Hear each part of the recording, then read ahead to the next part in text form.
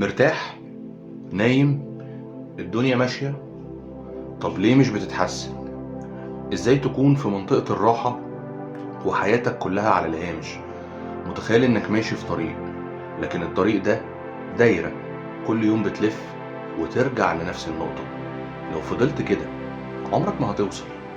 اشترك في القناة وخلينا نخرج سوا من الكابوس دوت. تعال اقولك على التفاصيل كلها وازاي تخرج بعد الانترو. انا بعمل اللي بعمله ده علشان اسيب اثر، يمكن كلمة تغير حياة، يمكن لحظة تبني انسان، والنية دايما رضا ربنا وبس. السلام عليكم. الجزء الاول من الفيديو ده مهم جدا ولازم تركز معايا فيه، عشان في الاول نعرف هو ايه منطقة الراحة اصلا، يعني ايه كومفورت زون. بص، منطقة الراحة هي مش مكان، بالعكس ده شعور او وهم، فخ كده عقلك بيحطهولك.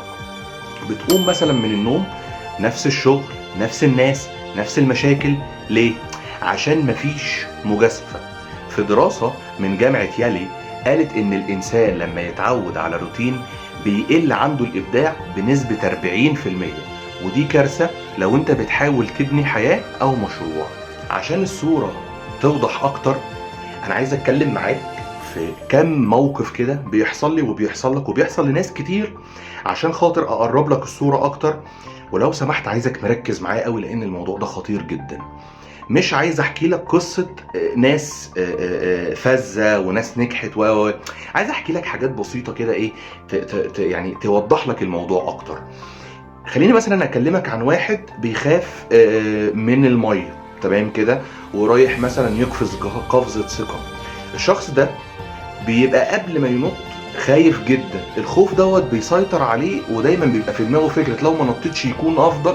ودي كومفورت زون او دي منطقة راحة بالنسبة له.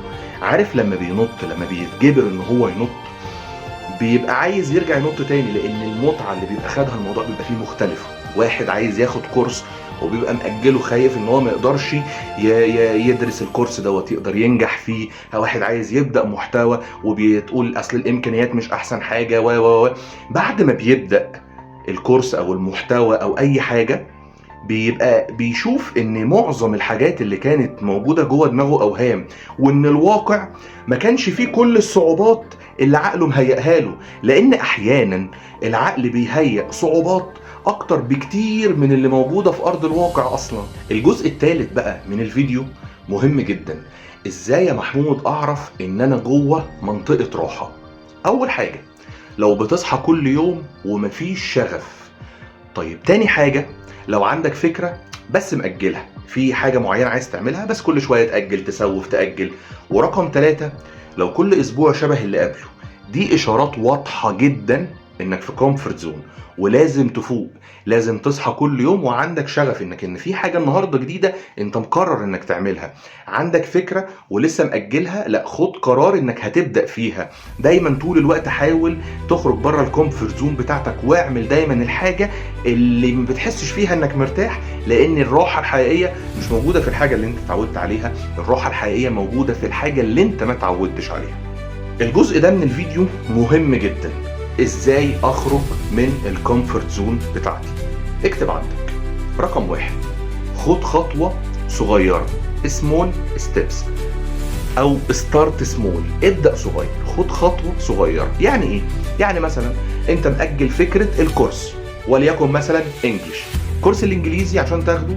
ليه ما جربتش تخش مثلا تسأل حاجة زي شات جي بي تي؟ هو انا لو عايز اوصل مثلا لليفل اكس، عايز اوصل لبي 2 سي 1 سي 2 وهكذا، ممكن اخد وقت قد ايه؟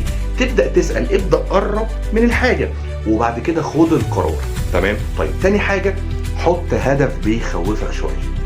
حاجة انت خايف منها، لا حط هدف انك هتعملها. اوكي؟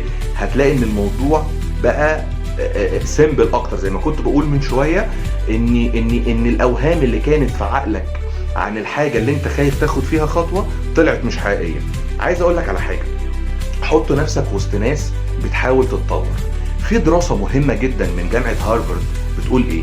بتقول لك الدراسه دي اثبتت ان الناس اللي بيخرجوا من الروتين اليومي حتى ولو ساعه واحده يوميا بيحققوا اهدافهم بنسبه 70%. الناس اللي بتاخد قرار مختلف ولو ساعه واحده بس في اليوم بتحقق اهدافها بنسبه 70% اسرع من الناس التانيه. الخلاصة بتاعت الفيديو ده ان الراحة مش دايما نعمة، ساعات بتبقى لعنة. انت مش مخلوق عشان تفضل في وضع الانتظار، الحياة مش هتستناك. ما تخليش الخوف يشلك، ما تخليش الراحة تدفنك.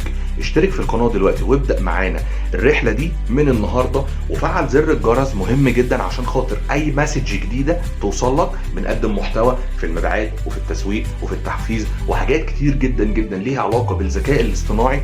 واوعى تنسى الشعار بتاعنا، خلي الرسالة توصل لك، خليها توصل للعالم. انا محمود أدري، اشوفك الفيديو اللي جاي.